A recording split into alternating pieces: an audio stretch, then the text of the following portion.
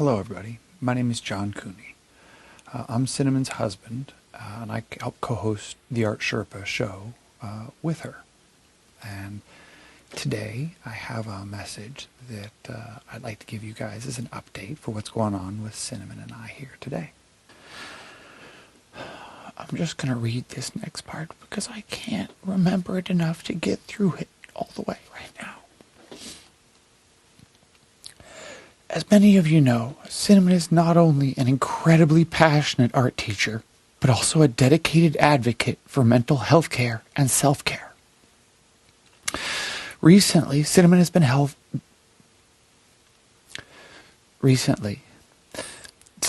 facing some healthcare challenges. And under the guidance of her doctor, she has been admitted to an inpatient psychiatric healthcare facility. And this is where she's going to get her treatment. And that's a crucial step for her getting the care that she needs. Now, I want you to rest assured that this is the best possible thing that's going on for her. She's in amazing hands and getting really good care. Exactly what she needs under the supervision of the doctors that need to be giving it to her right now. And she's going to be okay. We look forward to her coming back in less than a week. We hope. And a lot of that has to do with how interactions of medication go. That's really about what we're waiting for, I think.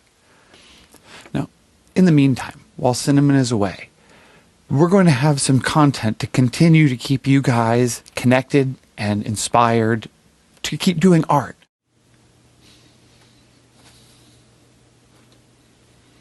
We are incredibly grateful for your understanding and support through these times. Cinnamon loves being an art teacher. She loves teaching you guys. And I love being part of that. So thank you. And we look forward to doing a lot more of this. We have a lot of good stuff coming. And we're going to have to make some changes to accommodate how things are going, because they're getting better. And I'm thankful that you guys are here on part of that journey to be better. So, on with this show, and I look forward to giving you guys some more messages real soon.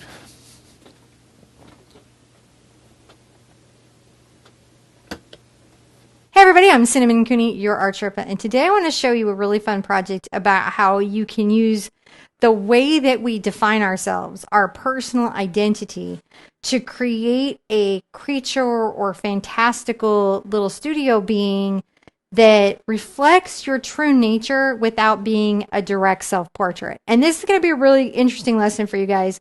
Lots of layers. We go through watercolor. Everything is listed out in the material description, but I've got watercolor. I'm on Fabriano watercolor block, which is why it didn't warp on me. I use traditional watercolor as Derwent, Inktense pencils. I use Posca pens, jelly pens, pencils. My point for this is you should use whatever you have in your studio. You should be playful, and the goal is there's a quiz that you take first. And initially when I thought of this project, I was really going to get deep into identity because it felt like people were sort of getting spun up on that. And of course we all have identity. Doctors like to be called doctor, and moms like to be called mom, and there are a lot of words that are meaningful to us. Our names, our nicknames are meaningful. And I thought it'd be fun to explore this stuff. But then I realized as the year was going on that people were really, freaking out is the only way I can word it about these issues. And I was like, but they're still important because as an artist, everything is a self-portrait. Your landscape is a self-portrait. Every time you paint somebody, there's you in everything. You seep into it, what you're going through, how you define yourself. The weird things that you put constructs around yourself, like I'm good at drawing cars, or I'm not good at this, I'm clumsy, I'm great at lines. There's just so much of an inner dialogue. And I'm like, how can we get that in such a light way that everybody, no matter where you are, in coming to understand things about personal definition and how we express ourselves as individuals, that you could just be chill. And so it's like questions like, when you get creative block, do you meditate with your cat? Could be your dog, Mr. Whiskers. Or B, do you throw glitter in the air and hope some inspiration inspires?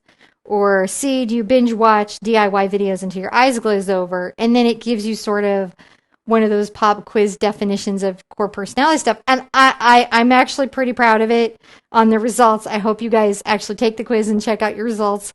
I've tested on some artist friends of mine. It's strikingly, and I just did it focused on an art thing. But on this personal thing, I included like stuff that was going on in my life, weird internal definitions I have of myself. You'll notice me like switching between him, her, and they in this, and that's because and I talk about it a little bit, but I'll say here, on a personal thing, that's not actually weirdly super core to me. It's if you were to talk about ways I define myself and say it's super important versus it's not that important to me, it maybe doesn't rank as high. Not that that's true for everybody. We're all having a different experience. And so you'll see me, and I'll talk about that. Because, like, honestly, if I were to, like, when I do myself, I'm always like a little potato, or I'm a Maramou moss ball, or I'm a rock, or I'm some round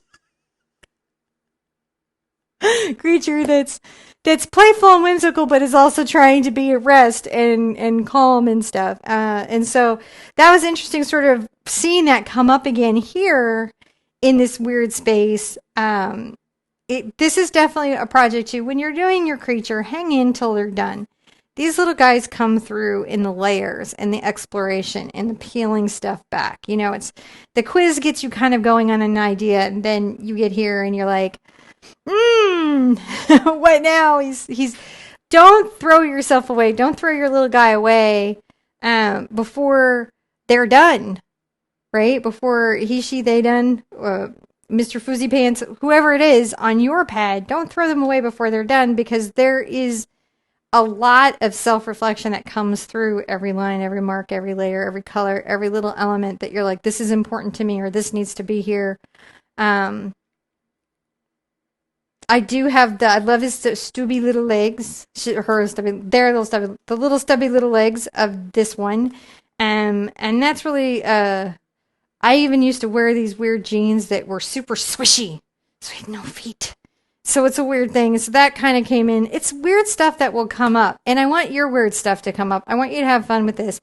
And my goal for this, and I hope your goal for this, is to think a little bit about how you define yourself and what things about you are super important. This is a very light introduction to this. This can get very deep for artists when we do self-portraiture.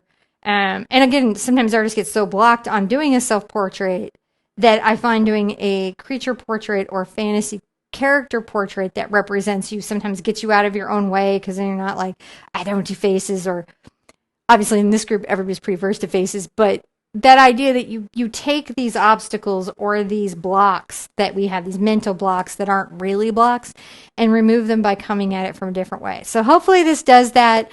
I've been so grateful to spend this time with you. I appreciate everything. And check the material list, check the quiz, definitely take the quiz. And I am providing a traceable. I don't expect you to be able to draw for this, but we did record my design process once so you could see it, so you can understand and see my lines and changes as I went through. And I'm going to pencil and ink it at this stage. Watch that and then use the traceable if you're not going to freehand or create your own little dude or dudette or dudish, wherever you're at. On your pad, you know, whatever you're making, if you're not going to do your own and you're following along doing this cute little, maybe you're like, I live for moss balls. They're my favorite. I have 5 of them on the bottom of my fish tank. I too am a moss ball. And maybe you're like, oh no, we're like soul people together. Then you might want to do this when the traceable's there for you, but you can see my process so you know how I designed it. All right, there's nothing to do but just be grateful for where we are and that we're alive and we're well and we're painting today. I hope you will enjoy this very safe and important exploration of personal identity in the artistic journey. Okay, let's jump on in. So once you have sketched out your creature based on your quiz results, or if you're doing my creature, use the traceable, transfer it on. If you're a drawer, then the time lapse will help you get through that. But if you're not, that's okay. Now on the inking, I used the Faber-and-Castell Pitt Artist Pen in Noir. It's just waterproof and it's a nice line and wash. And I only anchored these lines because the rest of this I actually will either come back and anchor with lines or just paint softly. Again, this is supposed to be about thinking about that definition of myself and the way that I see the world, and finding a way to express that in a creature that lives in my studio about where they're at, because I can revisit this anytime and really deal with how I'm feeling. I've got my watercolors out. I'm using a split primary, which means I have a lemon yellow and a medium yellow. I've got my Quinn here, which I believe is opera pink, pyro red, which is like a cad red, phthalo blue, ultramarine blue, and Payne's gray. The exact paint and colors is listed in the materials.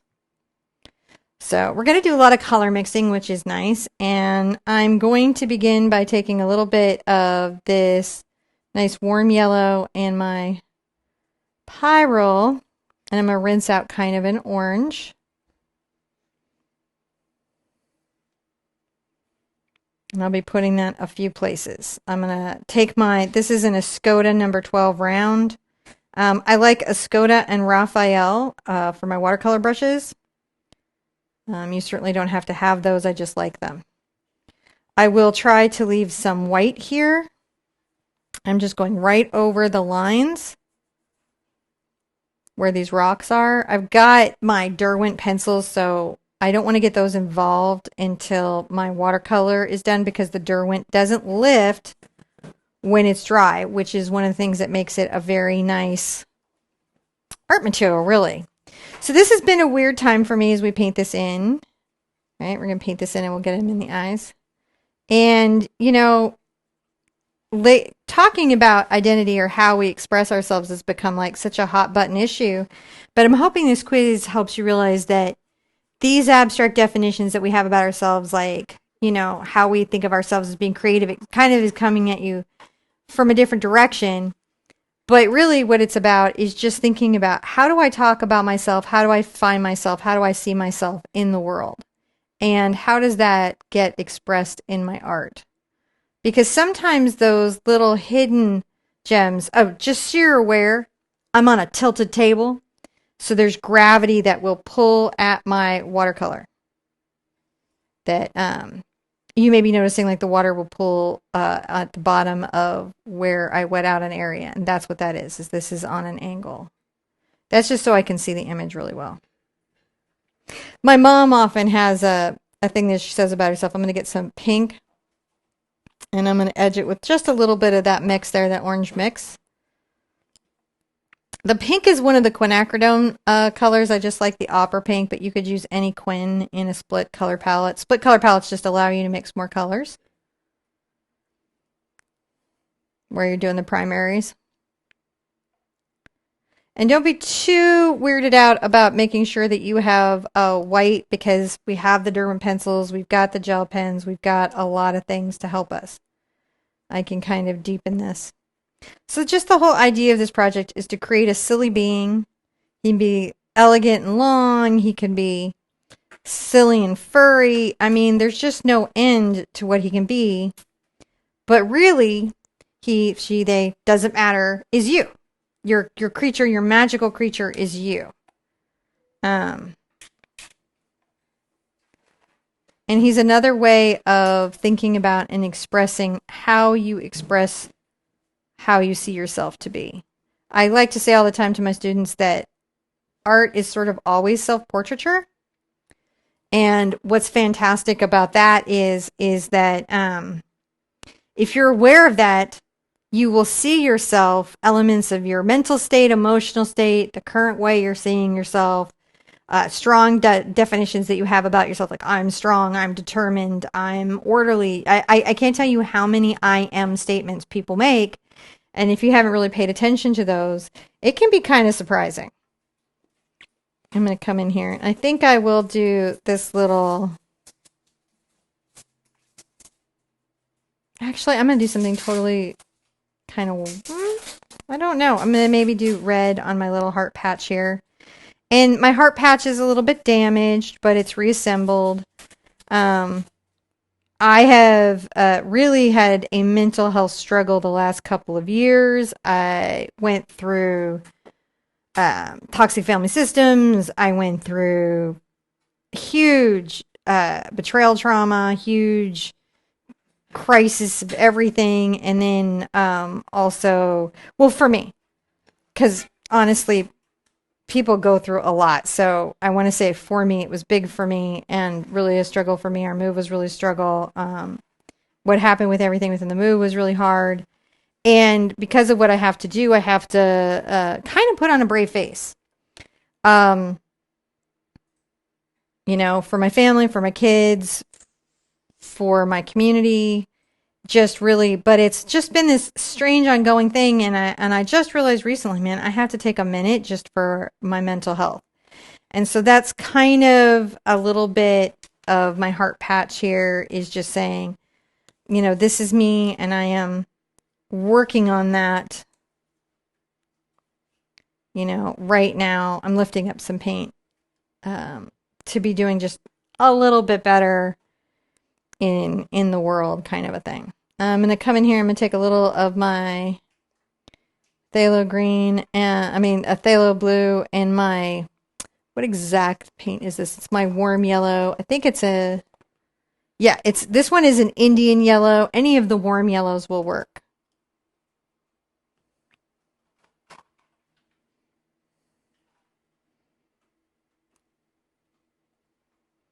Maybe get a little more of my lemon yellow in there because I just want that to be a little more green. This particular Skoda is a travel brush. It's from the little Perla collection, which I really, really like. I don't work for Skoda. Sometimes people ask me a lot about like how much I talk about the brands and everything, and really what that is. I'm going to just wash out this green. So here's a base green, I think, is just that I'm kind of an art nerd and I really enjoy art materials. I've gone into my lemon yellow because I just want a brighter, softer yellow to start him with.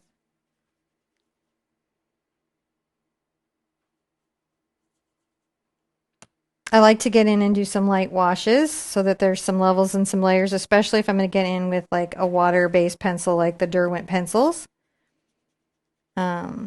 The nice combo of these washes and then what those pencils can do is always fascinating. You could do this with watercolor pencils. I like to do creatures with a variety of media, just simply because it lends to their personality, all the different little media. Just washing that in. So yeah, it's been kind of a weird time, and I'm having to sort of listen to what's going on. I get online, and I'm also really, sometimes when something happens to somebody else, I can over empathize, and it can be really impactful. If I read the wrong news article or update and stuff, it can be really impactful. Not the responsibility of the news or the person who's just talking about their lives. It's just something I have to be aware about for me to be my best self that I wish to be. It's very, very important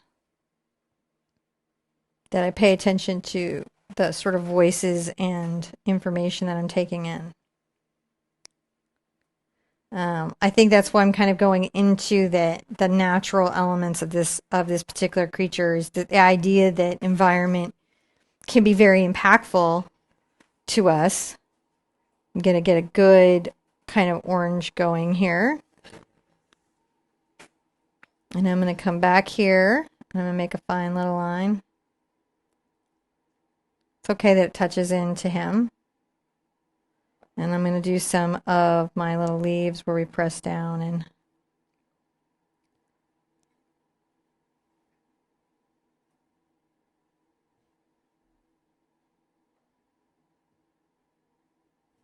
sometimes I like to just sort of add some botanicals in that world, because the natural world is just so so sensitive to what's going on around it. Even though it's strong, even though it's resilient, it can be really tipped over by small factors.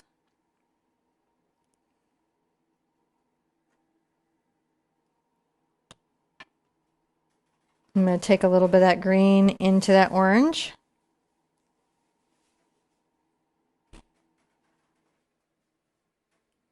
Kind of make some long, very soft, light colored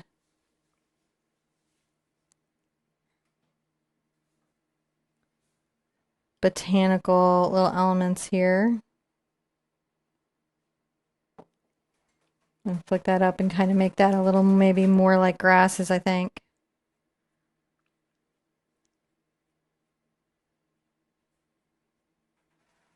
This is very light. It will allow me to layer stuff in.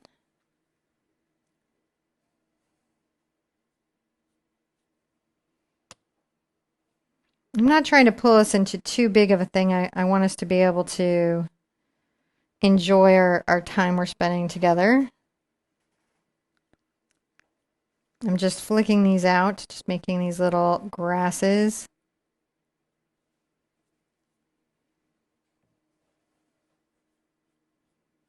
Getting some little washes in. Washes never really hurt us. That's they always add some elements of fun, I think. Okay, that's looking pretty good. Now down here my rocks have begun to dry, so what I can do is I can take some red and my yellow and make quite a strong orange. And then come over here and maybe get some ultramarine blue involved, and that's going to start taking me into some browns.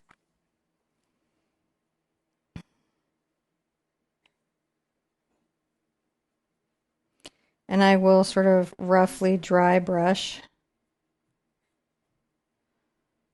some of this around my stones. And again, I'm leaving lots of paper.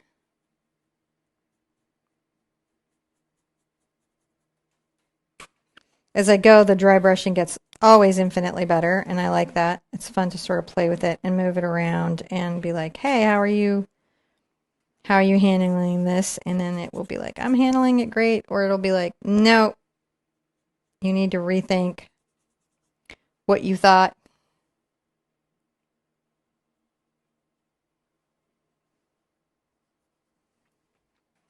It's always interesting to keep that brush balanced in the dry brush range.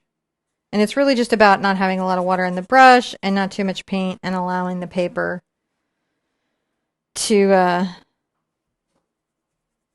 catch the pigment at the surface, the bumps of it. That's why I like cold press. This is a little harder to get going with a hot press because the hot press surface is smooth.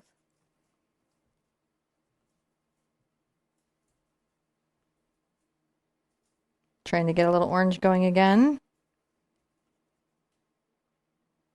Maybe this time get a little phthalo blue and see that kind of goes a different way.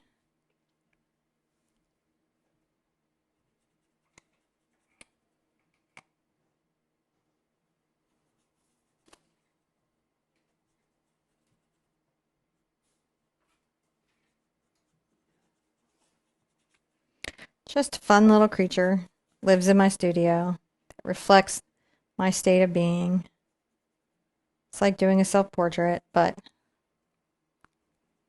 it's not a self-portrait. All right, so I've added a little bit of the Payne's Gray, and I'm going to kind of load some more water on my brush.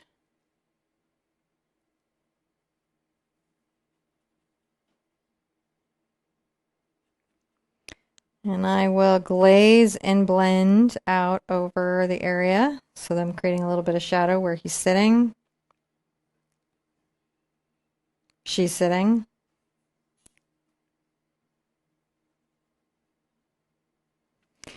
I often interpret characters and creatures in my art as male.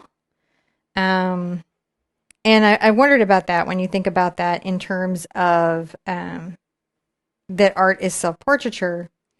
But again, I think that that's about those weird, invisible, I'm still glazing over here and you can see it sort of blending all in. Little factors that inform how we feel about things. You know, even though I know I'm creating me here.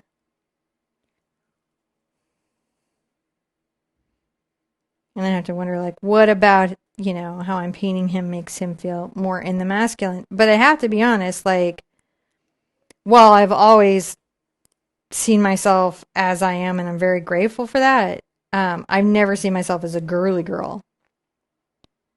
Um, and, I didn't necessarily like those typical kinds of things about, color or, how we express femininity, the traditional stuff. Like I had to wear a lot of stuff and do a lot of stuff growing up. That wasn't necessarily true to who I was. And it's been interesting kind of looking back through all of that now and recognize that, oh, like I just wasn't into those things. It wasn't particularly deep or anything. I think when I was a kid, I just liked riding boots and being out on horses and doing trail and stuff like that. And that was just what was more interesting to me. So you may find those kinds of interplays are happening. I'm going to go ahead and, while I'm here, just kind of into this area, add a little bit of this color upward. I think it will help things feel integrated. It's not doing bad. Again, these are the initial washes that we're doing, you know.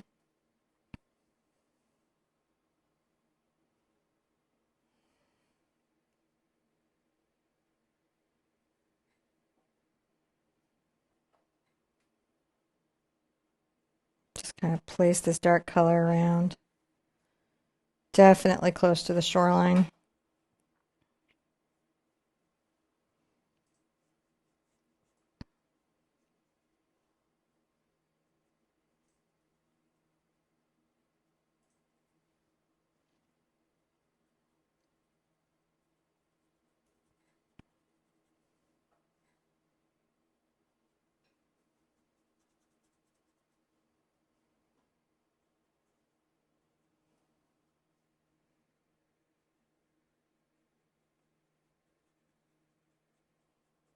You can see I'm just adding shadows in these spaces through here. I'm adding shadows here and here, through here. And that just really helps create dimensionality and shape.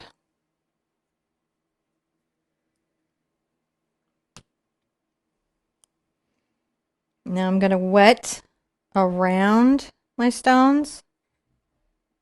Come back about this far. And in front, not everything. I'm going to leave room for framing and all that stuff if I were to pull it out of my pad. Because ideally, you'd want to put your creature up in your studio and they would be your guardian. And that's, you would update them periodically. And they would just watch out for you. I'm taking my Payne's Gray and I'm going to load it quite heavily at the stone line. And allow gravity, because remember my table's on an angle. And the capillary action of water just pull that through.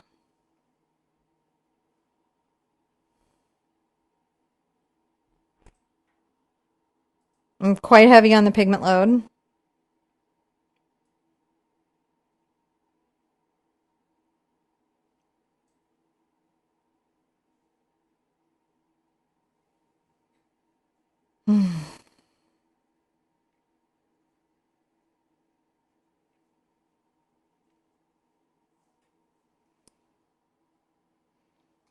Just pulling this down. I'm just wetting my brush and allowing that water to sort of pull down and blend on its own the gray.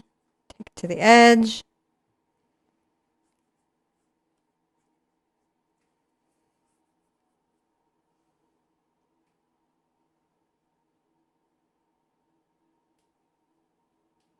Come back and forth with some dark lines. These are kind of like implying ripples, but because the paper is damp, not wet, damp, those lines will soften and diffuse out a bit and feel somewhat like water. All right, let's call this a step.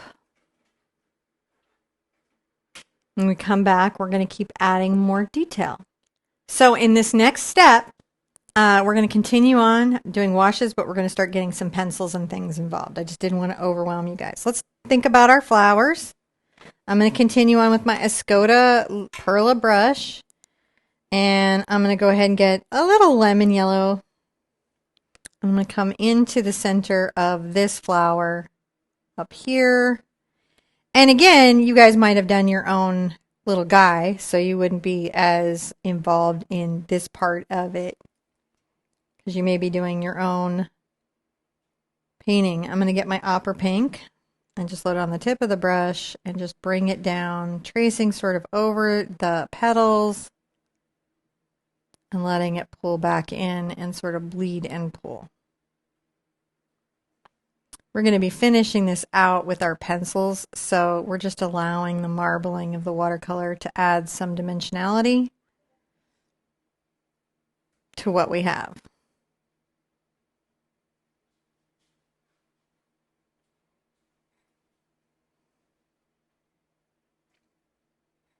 It's okay to be kind of loose and general at first. There's actually a lot of fun to it, I think.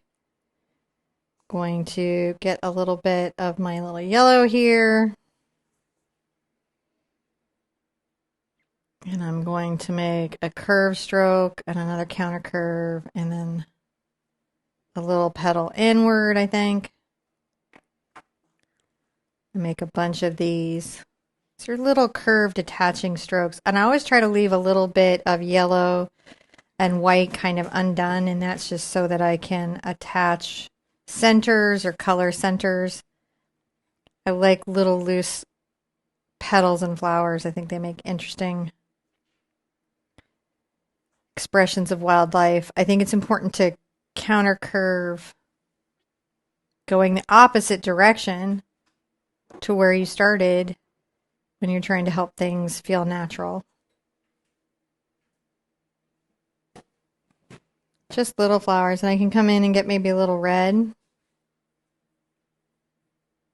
Touch the centers. I don't take the white away. It's interesting. I'm going to leave those there.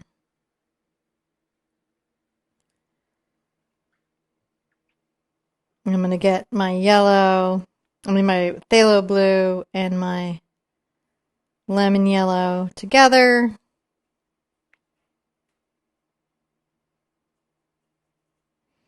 I might even get some of the Indian yellow in there and get some different greens. I like to have a few different greens.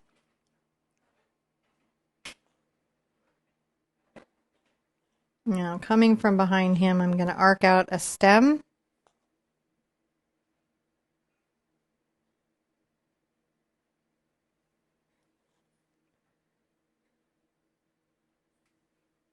Make some round leaves. It's very important when you have natural environments that what you have is variety.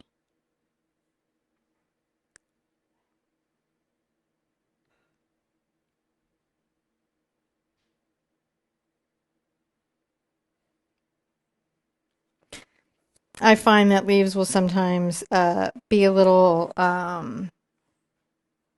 smaller at the tip of a plant and get bigger as they go back.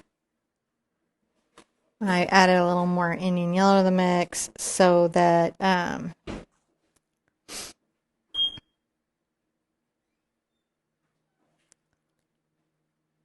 it's a little more green gold.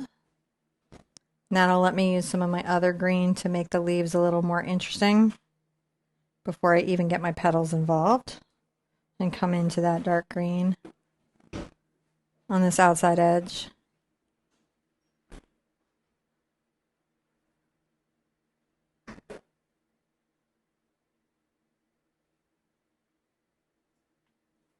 Just creating a little dimensionality.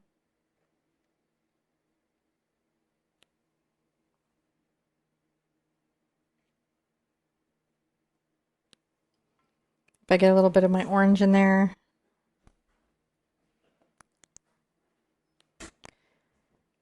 Can even add some dryness to everything by adding that like little orange into the watercolor. Isn't that interesting?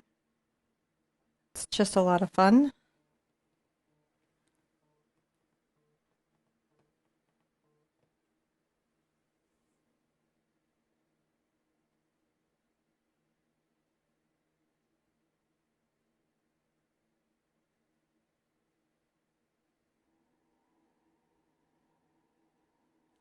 Come back with a little brown, and suddenly they just have a lot more going on, and we haven't even hit them with, like, you know, any of the little interesting elements that we might put in.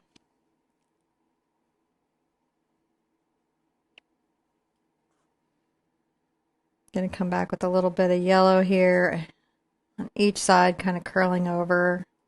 That's just some extra dimensionality. And I'll add some depth to inside the mouth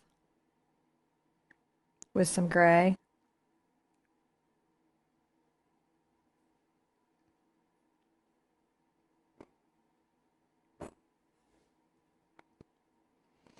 Let's put a little bit of that in the eyes. We're going to come back and hit our reflections later, so we can go ahead and tone the eyes a bit with a little gray.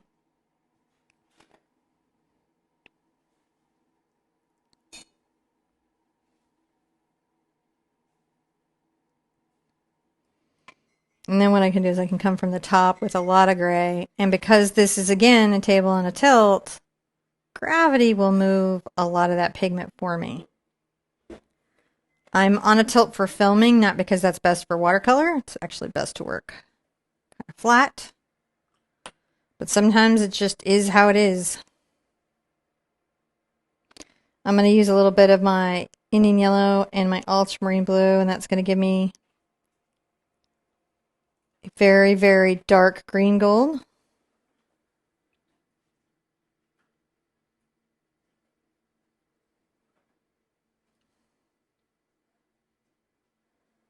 I'm going to come around.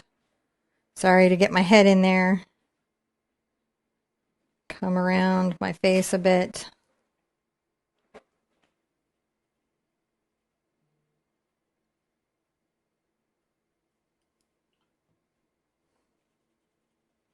And then I will add a little water and wash and blend it out.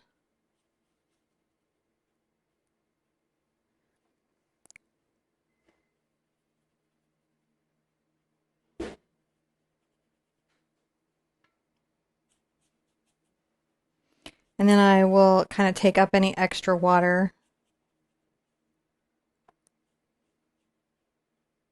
Wiping my brush off on a paper towel to pick up any extra water to help make that a little more seamless going through.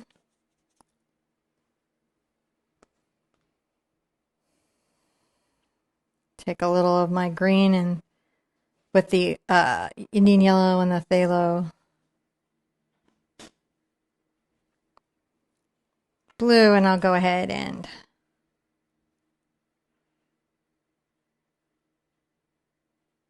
maybe start to talk about a little bit of a sprout that could be coming up.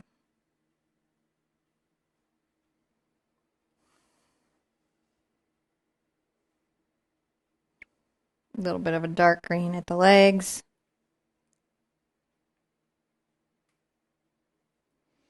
I'm going to come on the outside edge of this and kind of make mossy, furry, implied little elements on him.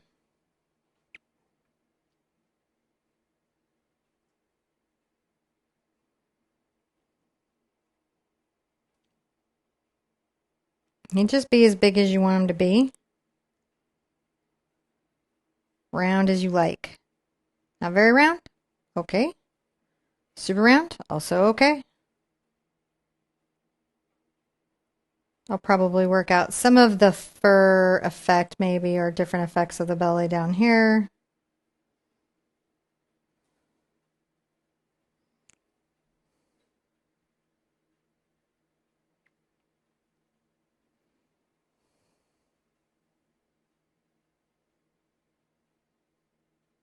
Add some little lines to maybe these little flowers while I'm at it.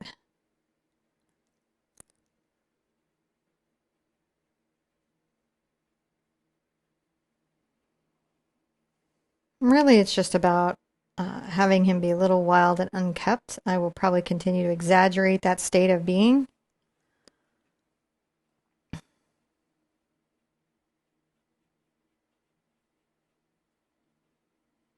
And here I'll even work some of these looser brush strokes around him, just kind of implying a little disheveledness.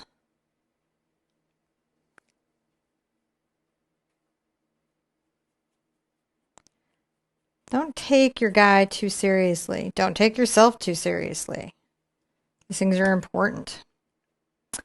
All right, let's call that a step. When we come back, we're going to get into our Derwent Inktense pencils. I'm going to be using a variety of browns and grays down here and just continue to add to the stone texture and it. Then I can come back with water and blend it. So these are both a colored pencil and a water-soluble art material, but when they're dry, they don't lift back up again. So I like to get all this sort of work done and then come in and play with it. It's just something to do. And I'm going to start with just these colors. Now, if the paper is still a little bit wet, sometimes the Derwent will soften into that. And then if it's dry, it will sit on it like a colored pencil on cold press paper. Again, this is another reason why I like the cold press, because I can really play with texture.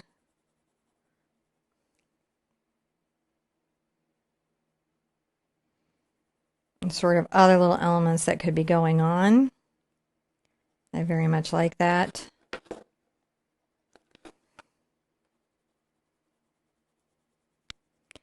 And also, you know, really exaggerating shadow.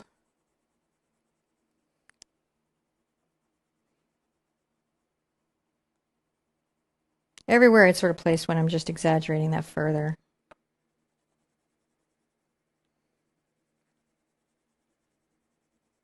Spending time just thinking about why my creature is the way that she is. Why is she the way that she is?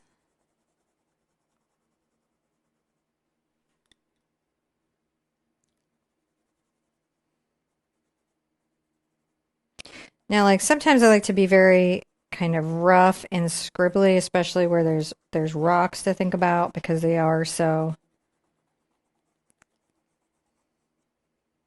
hard and messy and all of that. Gonna go ahead. This one is Outlier. No, it's a very shiny, kind of solid silver gray. Layers very interestingly with what I already have. I don't know how it'll wet out. That's what I mean when I add water to it. You know, if you need to add water. I'm going to look for kind of a black. I dropped my pencils. All right. This is ink black. Fantastic. I love an ink black. And it is. It's an ink black. That's wonderful. I'll be able to use that on the eyes and other areas.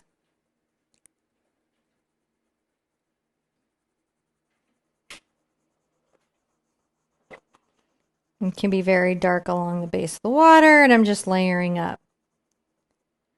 You can do any multimedia you want to here. You're just building your creature into somebody adorable that you're going to love.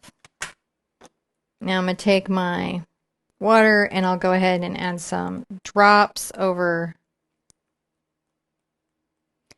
the Inktense, and that will wet and activate the product. And then I can even come along here, along this water's edge, and exaggerate some of it.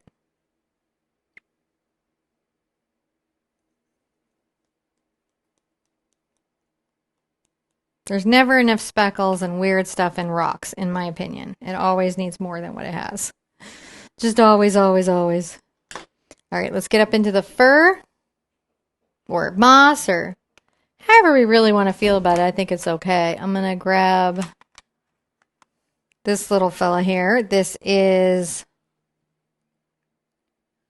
Mulford Green. So it's just a deep kind of phthalo green. Oh, by the way, note on pencils, if you want to sharpen what you're using. I like the Faber-Castell pencil sharpener because it has a side for colored and for larger and for regular pencils. So it kind of has a nice thing for getting these sharpened.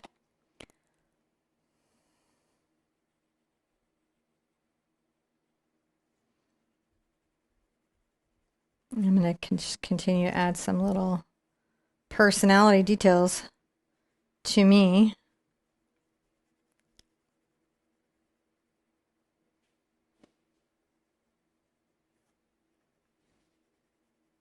Now you can also work directly from the pencil with a wet brush or a water brush or any of those things. That's absolutely allowed and works really well. I kind of enjoy applying it and then blending because I kind of dig the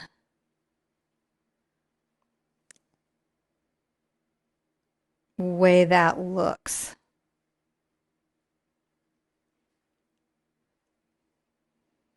This is my tip of the hat to my incredible insomnia. Insomnomnomnomnia. It's insomnomnomnomnia.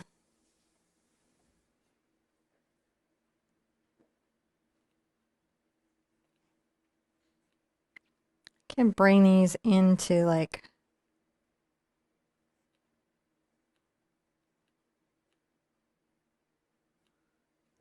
projects like that. I will grab a light green, I think, and a really, really kind of lighter green.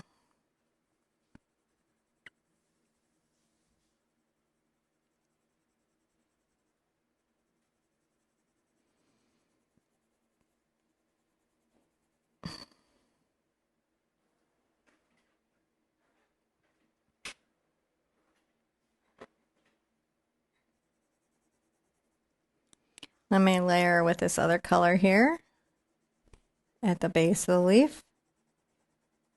I think I'll even get some kind of brown. This is Shiraz. If you've got your own Inktense set, that's why I'm shouting it out. Other than that, what I would say is you want to do yours the way that you like yours. This is one of those projects where if you can find you in it, it's better.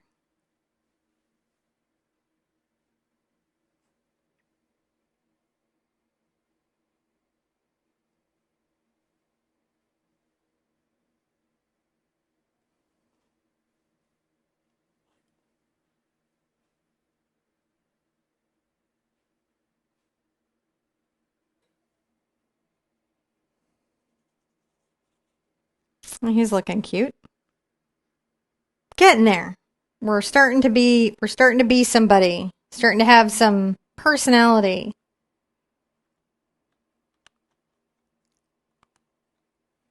This is carmine pink. Always a good color.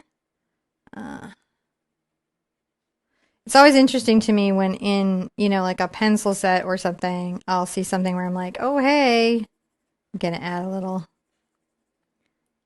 pencil here under. See if I can blend that in.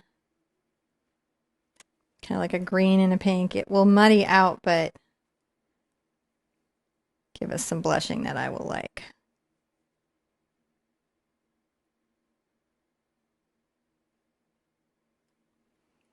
Working that out.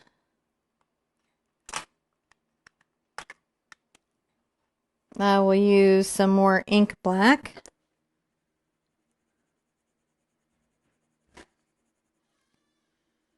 Kind of try to deepen some of that. Kind of going back and forth to lay down a nice amount of color. And adding some there. And then I can really, see, and if you drag your hand everywhere, you got to make it part of the painting. But that's where I'm at right now in my life.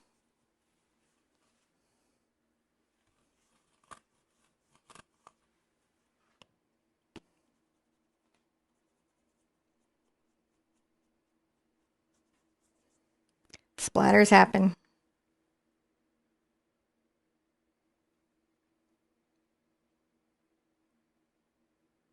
That's a really nice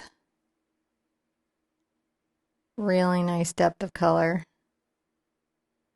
Didn't know if I was going to have to get into my acrylic to get there.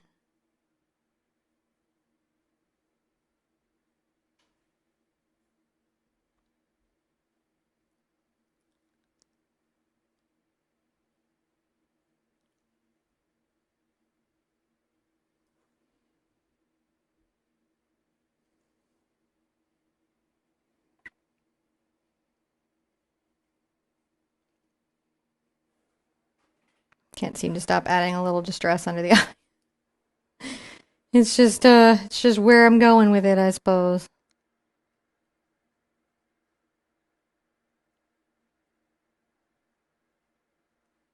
All right, that's doing pretty good. Let's grab a little purple.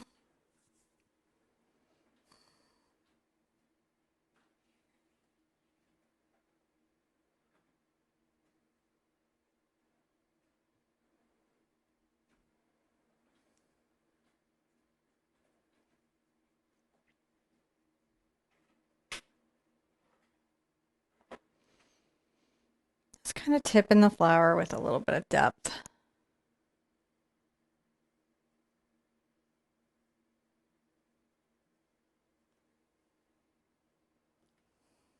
Going to put, this was red violet, and I've got golden yellow now.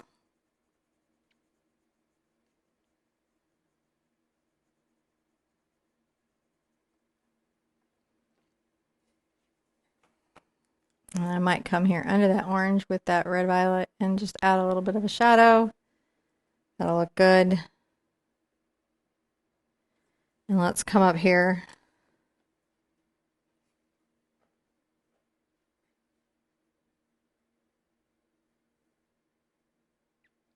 I like folded flowers like this. They're always sort of fun to do. I will darken this side of the flower, as you do.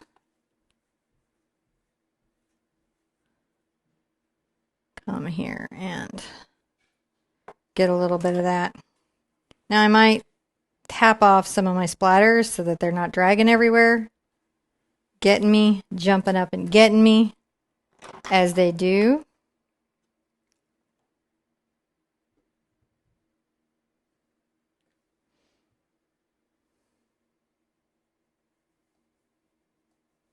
Come here with a little bit of red.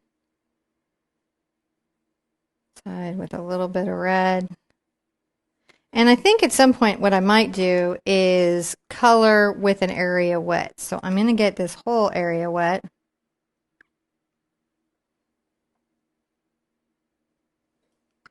With clean water. Challenging, but it's what we're doing.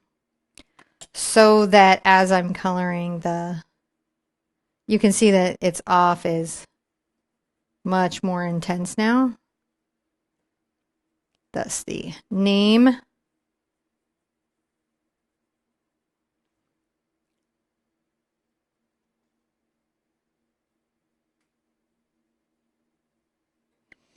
I'm going to grab some orange.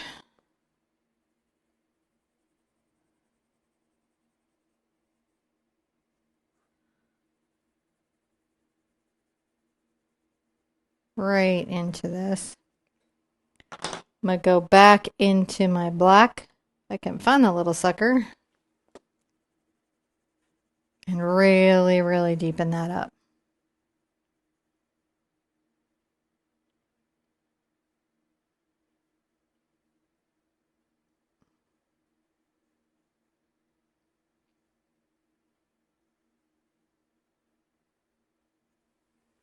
Just kind of intensifying that a bit.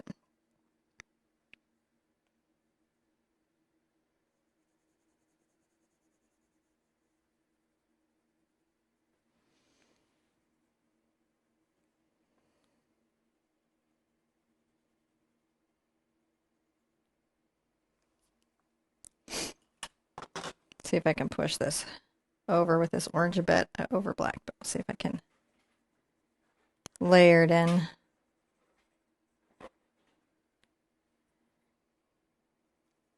I'm going to come here in the toes, and I think I'm going to add a little orange to the toes.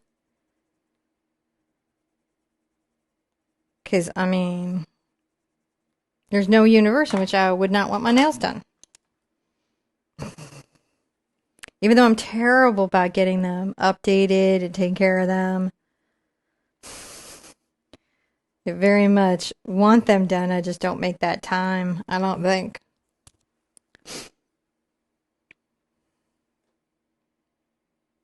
I'm going to brush back the other way, kind of like a cleanup stroke with clean water on the eyes, just to, you know, kind of work those out.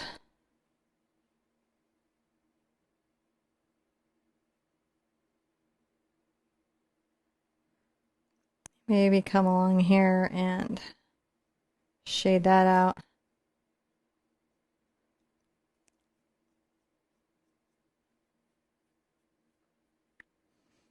Brush some grasses and things, just filling out his little world. Her little world. The little world. It honestly doesn't matter to me. It's just fine. Let's continue to maybe talk about a little pinking here.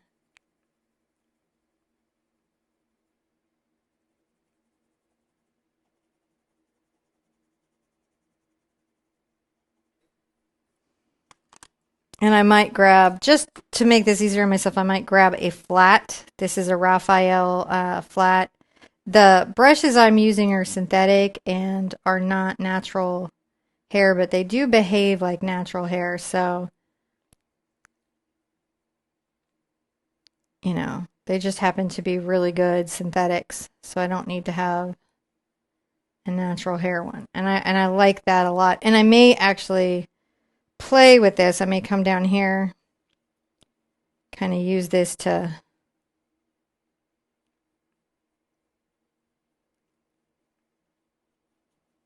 soften the surface, I guess. Take some white.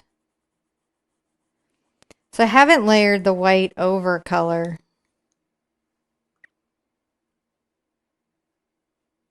Well, it's not the opaque coverage I was hoping for, but no biggie, because honestly, I own that opaque coverage I was hoping for, so it's not a big deal. I don't have to stress on that at all. Now I want to fur him out a bit, and when we come back, we'll make that another step. Now for step 4, I'm going to use a flat brush, and I'm going to create some furring.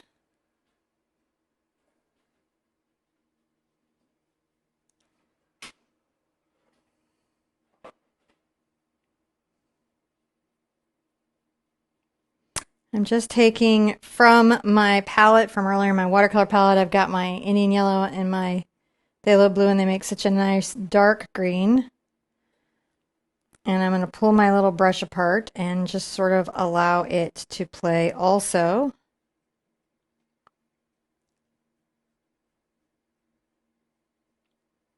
With the fur. One of the hardest things about this is getting your little designs or your whimsical ideas through all the weird things that can happen during a painting. The many, many things. And just recognizing that if you hang in, I want to leave the feet not furry.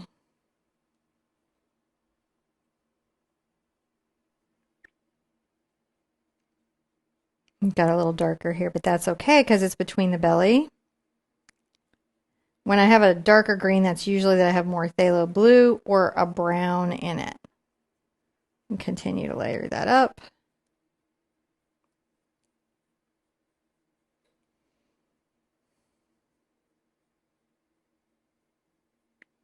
I've left my little patch here. So this is one of those ones where you really got to skip to the end to see how you get there, because the layers pull it together so much. Sometimes in watercolor we get this wonderful effect where things are almost developed, like a photograph. Unlike an acrylic painting, which tends to be like a slow journey up a hill till you find the painting. But in this kind of layering, sometimes it's still kind of a slow journey until you get to a painting. I'm going to come here and add a little bit of blue, kind of around there.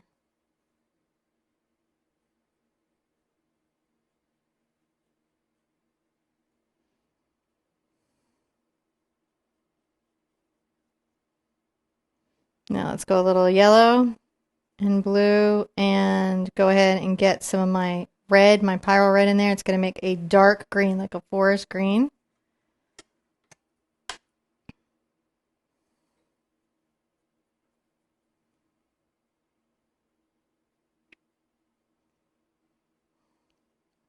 So those little moss balls that you see in a fish tank, they're called marmot. I think they're marmot balls. And sometimes I relate to them. They move, but you never see them move. They roll and kind of travel around your fish tank. And sometimes I feel like that little moss ball. Now it's green and pink, so there's definitely going to be some kind of desaturating of the pink, but I actually want that because even an embarrassed, blushing moss ball, you know, still has a little pink in the cheek, but it should be an appropriate kind of like little blush of like, oh man.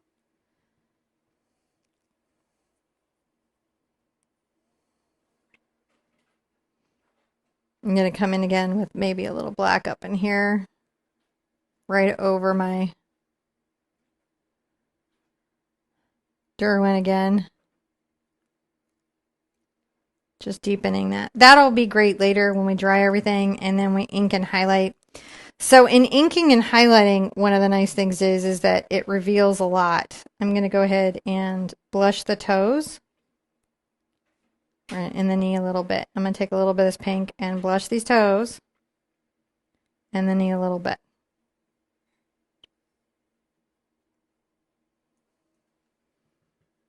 It's a light thing. I will try to fur that out. Blendy, blendy, blend. Blendy, blendy, blend. Now, to get anything else done, he needs to be so thoroughly dry. You can walk away and let him dry naturally. You can hit him with a hairdryer. I'm going to hit him with a hairdryer, which I don't actually recommend for water-based media that's on paper. And the reason is some of what you get out of a painting is the surprise when you allow it to just rest and dry on its own. Things will continue to develop and soften and look better and better as time goes on. And if you halt that process by hair drying it, sometimes you miss out on the painting that you have, but I don't want to miss out on the painting he's going to be. So I'm going to dry him. And then when we come back, we will continue on. So I'm now going to get my paint pens, my Uniposca paint pens involved, my jelly pen if need be, and maybe fluid acrylic paint or a white paint pen. Though I find in the Poscas I don't love the white as much as the other colors, so it's really just down to your preference. I'm going to go in and strengthen some of the ideas that I've been working on here using line and texture. Implied texture in line and things. So that's like sort of fun for me. This is like, I love where everything sort of comes together here. And we see so many of the things. I will work this pen to just, again, exaggerate and play with the texture. It goes right over everything I've done so far, no problem. I can go over all of this with my acrylic, no problem. And am going to.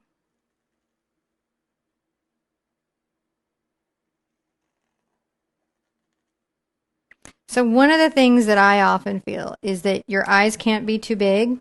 So I just lean into that reality. I absolutely, like, no joke. I'm like, you know what? The eyes cannot be too big. And so I will just go into that. That is not everybody's preference. Apparently, big eyes is about like seeing the world through a distorted lens. But I'm pretty sure that I'm a person who engages in magical thinking. And that doesn't necessarily mean like, that just means like anything that you attribute like that sort of meaning to that you can't see. So everything from faith to believing in unicorns to all of that in that sort of space. So it's not necessarily a bad thing. Like sometimes it's a really good thing, but it's just, I tend to be prone to it. You know. Now for me personally, I'm just a believer in fairies in the garden and, you know, kind of a magical world.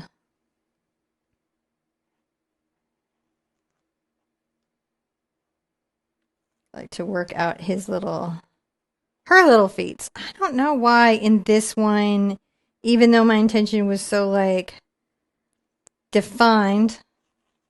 Let's do a little, that's a fun little knee circle there, isn't that? Project about myself and then ended up going this way, but that is not, that's surprising actually. Sometimes that's just how the world shapes out with everything. I'm going to come in here with my Jelly Roll pen.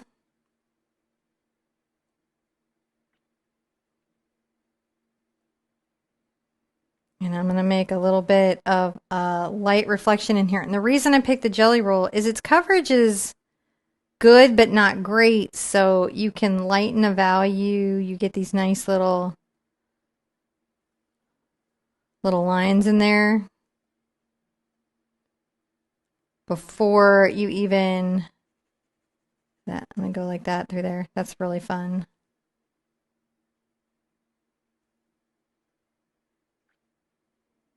You can kind of come underneath here and see, think about a little bit about a lip that could be there. But it's subtle. It's not big work. You can go over a lot of things and add little lines or little details or little pops and have it still be right, like on this dark water. I can come here.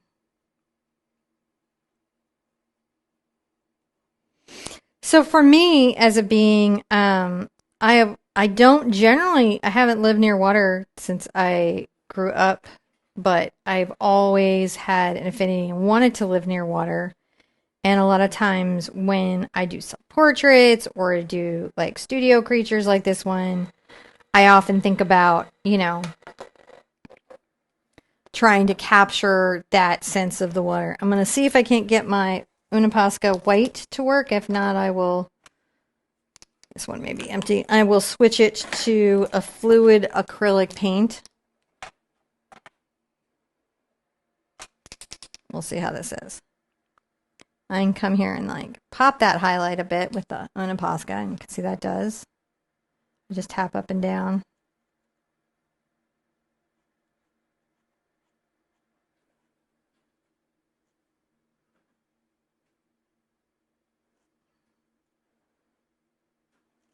I left a little bit of the texture in there because I wanted to.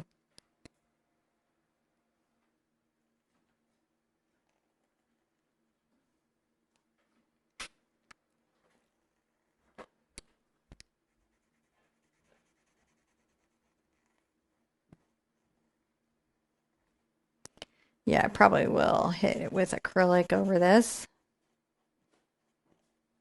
But I do like that.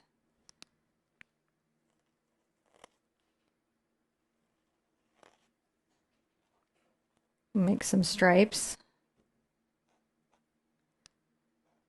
Like stripy toes. You know, it's really up to you. Maybe you don't like stripy toes. I like stripy toes.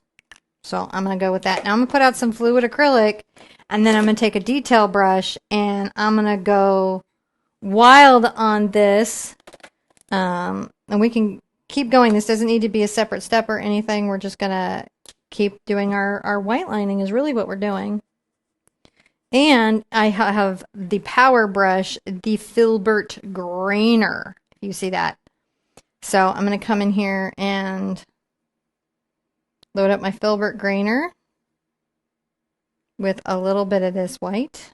I just want to make sure that it's going to offload correctly for me.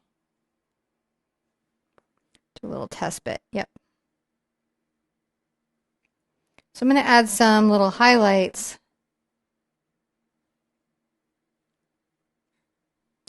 to our moss ball, which is me. I'm a moss ball. Not what anybody would have guessed. But I think that's my set point. I always like to say, like, The Martian, if you ever saw that movie, would be a short movie with me in it, because if I got there and everything I had just broke, I would probably sit down, accept my fate that I was on a foreign planet and that's where I was going to pass and just enjoy the sunset. And you know, accept that. That it's weird though, because I also have this strange, like, wild streak and like kind of craziness about me, and have crazy hair and really get, you know, bohemian. But if I don't ground, I just fly away. So I have to find a balance between those things. Yeah, I like the white lining. So a lot of times, you know, can do this with watercolor where you know, let's do thoughtful fur through here. Too much water on there, and that's an easy fix. I just kind of blend that out and then go back and load up better.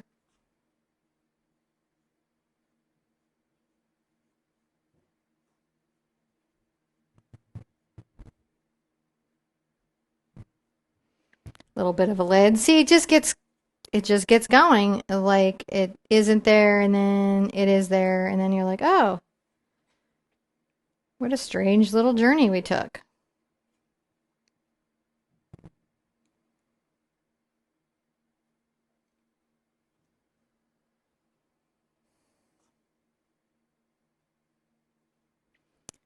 Adding a little interest to the sprout. He's got a little sprout. Because, you know, she's got a little sprout, they've got a little sprout. I don't know, it's a moss ball.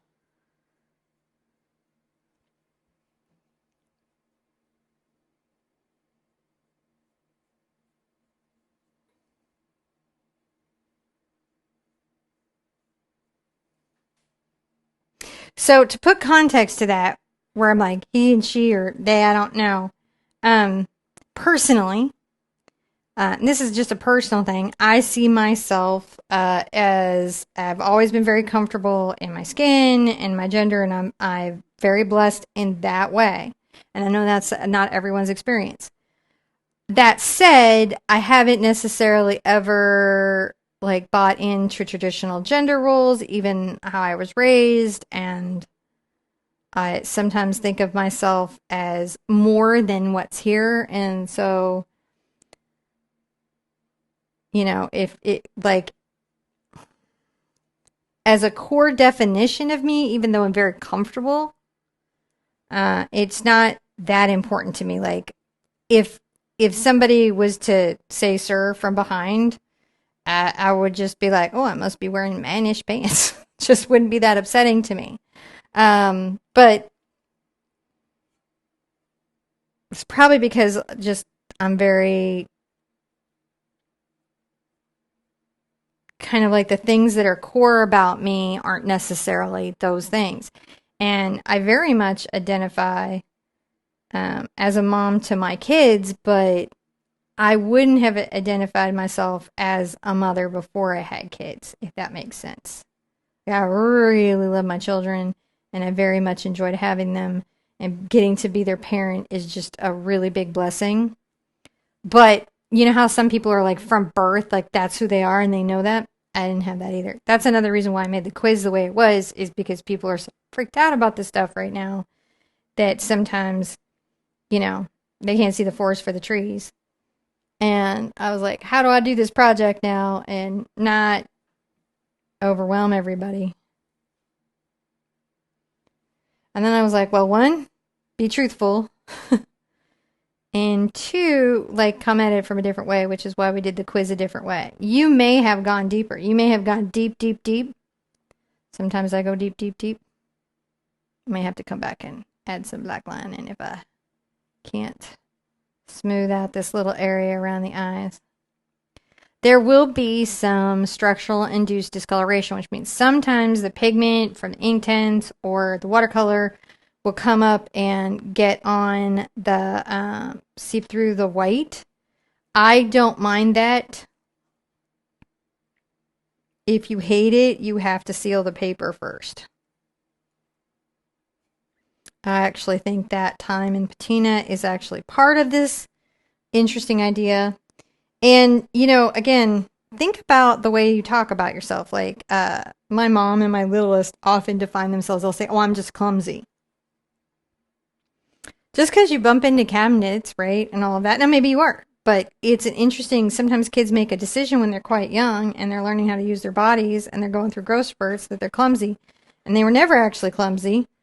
They're just growing. You know? So we do a lot of things beyond, you know, our honorifics and our roles in work and society to define ourselves.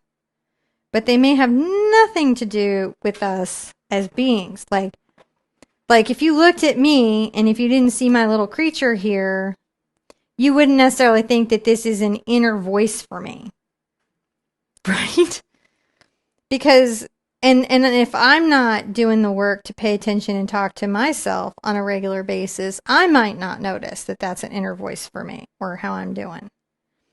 You know, I didn't realize that I was feeling maybe, I'm going to add some little white here, as hopeful as he seems to be, like maybe this is an indicator that I'm going in the right direction and getting on the other side of, you know, what's been going on. I got to tell you though, paying attention to this stuff, paying attention to your mental health and the mental health of those around you is a huge deal. And I know you know that because you're doing Life Book. And so you know, I know you guys know what a big deal that is. Now here's a crazy thing I can do. I can actually take my watercolor pigment and stabilize it a bit with my acrylic pigment. This is not an official or recommended activity with these products, but it won't hurt anything. And you can see that that helped me kind of pink up my blush.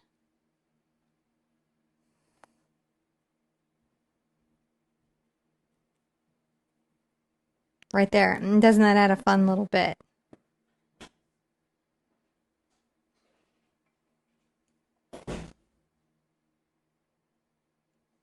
Coming out a little bit of an underneath there. Little crazy critter. Doing crazy critter stuff. I am a crazy critter. Doing crazy critter stuff. I can tell you that for sure. I'm going to go ahead and get a little bit of my white paint here.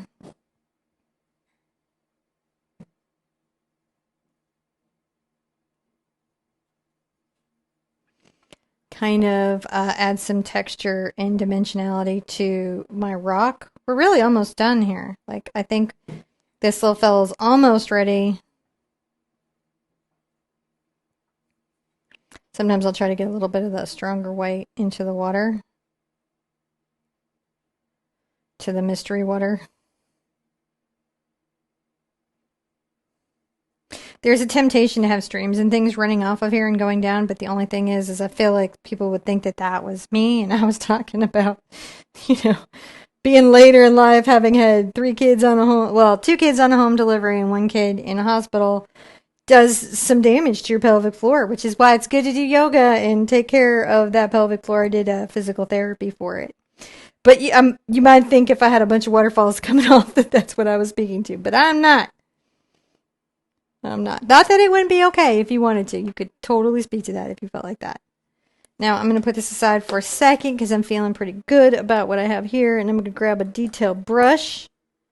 That is a great watercolor detail brush. And I'm not going to put any acrylic on that. I don't put acrylic on my watercolor brushes. This is a Precision number 4 by Raphael. It's a very nice long detail brush. Just popping that a little bit.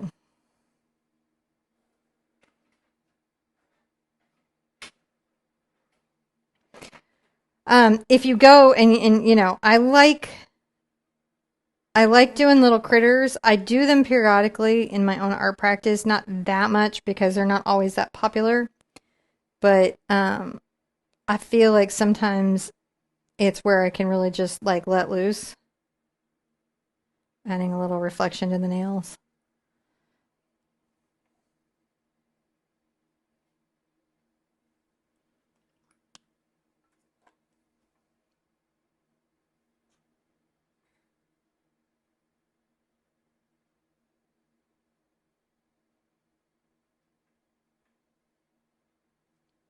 Adding a little smaller bright white reflection here.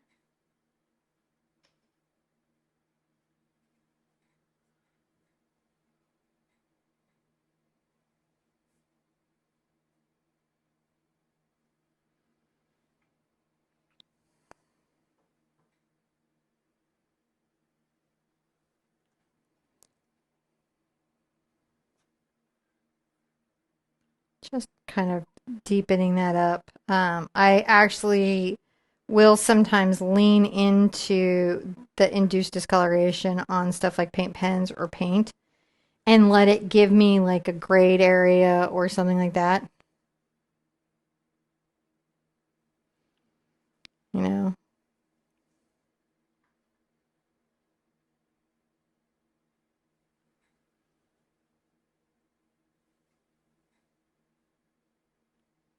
it's always fun to see if you can pop anything up there. That's looking pretty good. I might grab my liner, my filbert grainer again, and just make sure that I've got some nice rough. This is rough sand stuff. See how we're just making that rough? You know, it's a lot of times it's just pushing your art materials to the places you think you can get them to go.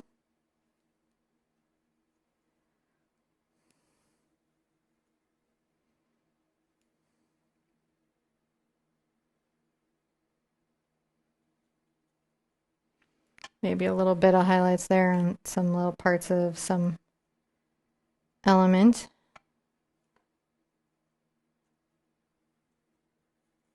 It's pretty good. Okay, so I've got a really cool green that I can prime up that I think might be nice here. So I'm gonna go ahead and prime that up. It's a 1 millimeter. I tend to like the 3s, but the 1s give you a nice fine line.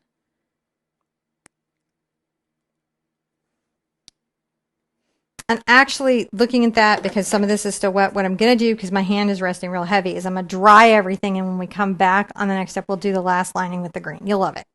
Okay, so as we're going in, we're going to go ahead and just define and line some features. We'll come back with our black where we need to. But I'm going to use this green. This is that green just from a Posca paint pen. You could just use acrylic paint if you wanted to in this area. That would be okay. A lot of times with work like this, it's just about hanging in and getting through the layers. Life is like that, isn't it? Getting through and hanging in through the layers. Getting to the finish line if you can. Yeah, that'll work. I'm going to just go ahead and exaggerate my moss again.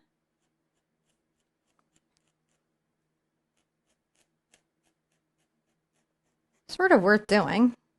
Can do short little hairs here and then be longer, and it goes right over my white. So you see, just again, dimensional fuzziness is for sure increased, and you can never go wrong with a dimensional fuzziness. Now, I won't take this green too far into the area with the blush because it'll sort of exaggerating that little line over the eye.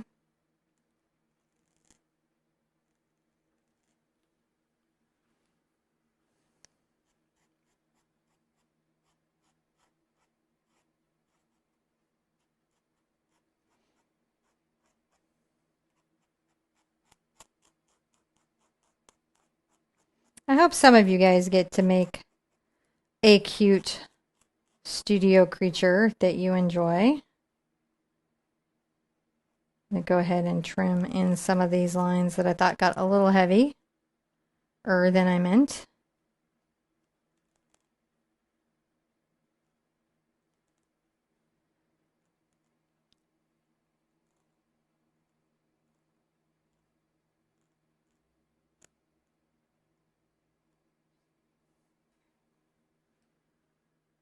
Yeah.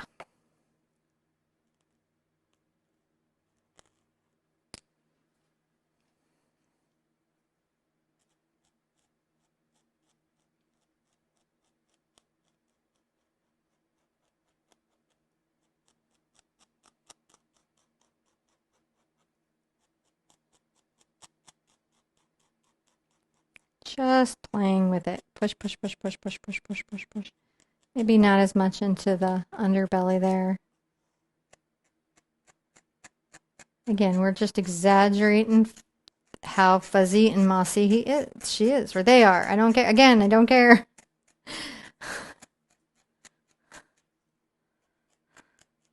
But if you care, that's okay. On your drawing, that's totally fine. If that's very important and that's something you really want to express in your creature, do that.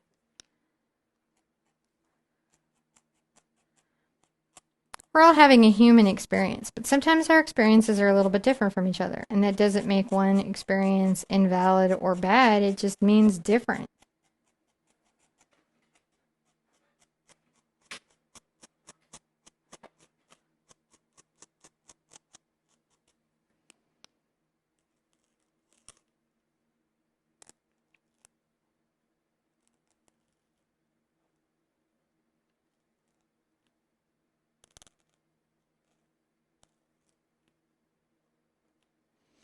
I like the green here again because I think that it gives a nice sort of it really comes back to like, oh, he's very mossy. Not that he's messy or she's messy, mossy. My moss ball, my inner me.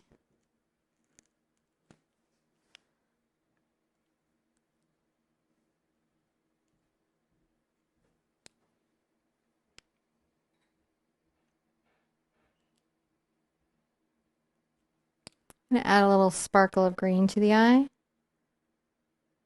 Little flecks, just because I enjoy that.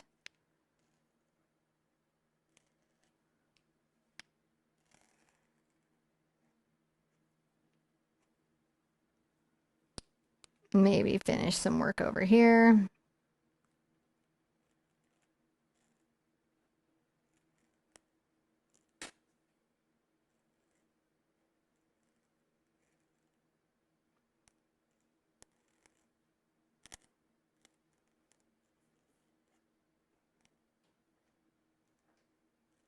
Well, we were a journey, but we got there. Oh my goodness, look at us go.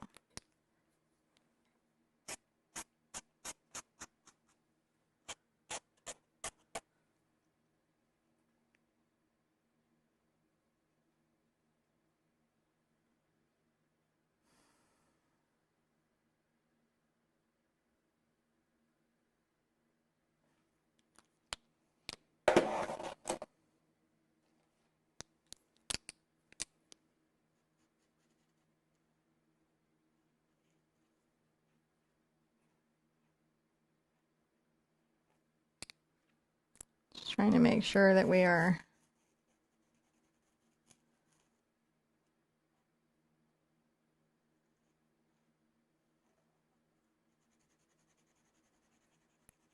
some parts I want to be very deep in value. And so that's why you see me go over something just to make sure it's, see how that's just very deep. And sometimes that's what I want is that contrast to the moment.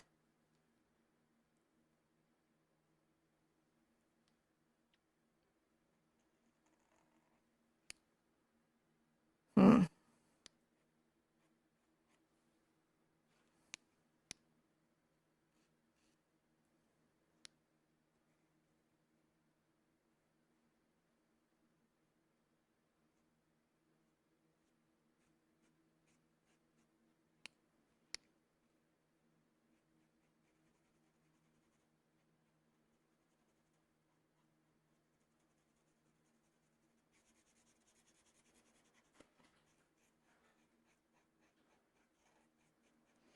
Sometimes you'll play with an art material and it just won't get you where you're going, and you find you have to layer them until you get there.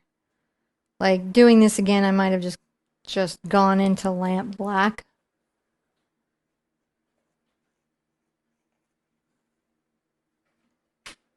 You know, and just gone into lamp black. But let's see if we can't maybe get some yellow and orange engaged.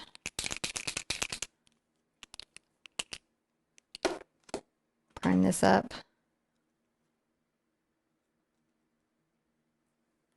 Sometimes the lighter colors in this stuff does not have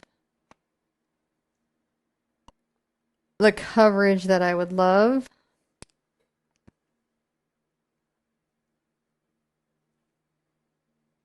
I'm dotting. That's how I'm getting that effect.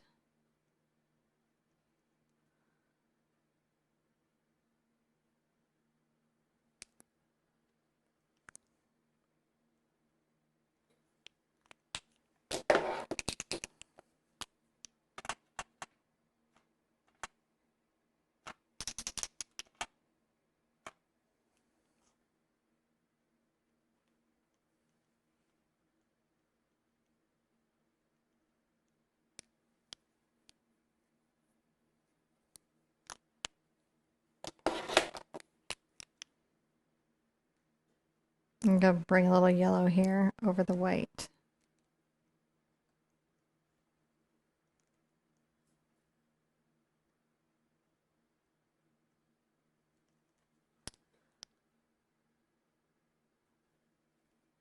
Just playing that out a little bit. Now, this little side got a little boot, like bloop.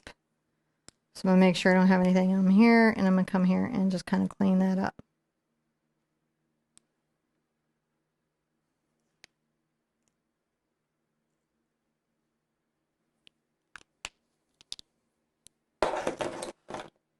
And then you're like, okay, I can smooth that out with the black.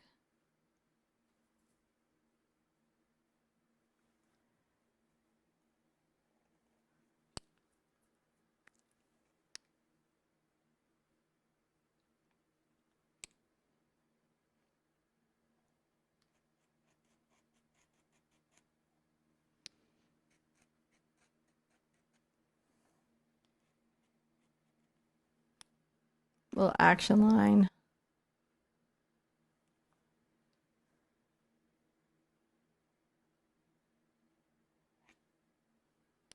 Feminizing line.